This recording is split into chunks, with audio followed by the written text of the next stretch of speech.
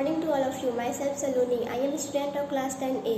Here I am going to describe the topic Ohm's law, which is given by our physics teacher Vikas Jha sir as a project work. So without any further delay, I am going to start my topic. Ohm's law.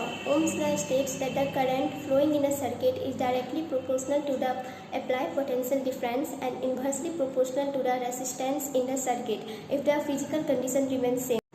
So let's take an example to understand this statement.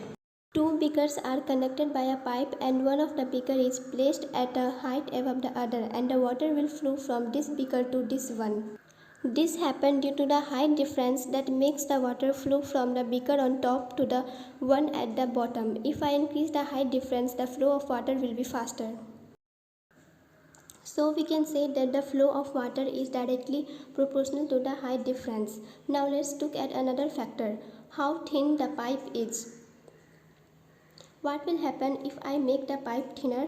The flow of water will be slower. That's correct. Thinner the pipe, slower the flow. So we can say that the flow is inversely proportional to thinness. Looking at these two relations, we can say that the flow is equal to H over T. The flow is directly proportional to the height difference and inversely proportional to the thinness. Why did I give you this example?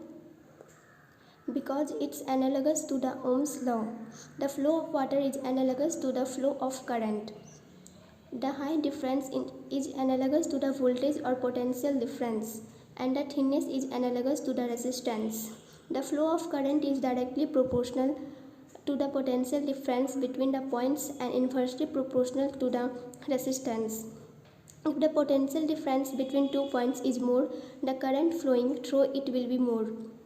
And if the resistance is more, the current flowing through will be lesser. This is assuming that the other factors are constant. This is the basic concept of Ohm's law, and there are many different ways in which we can understand it. So this is all about Ohm's law. Hope you all like it. Thanks.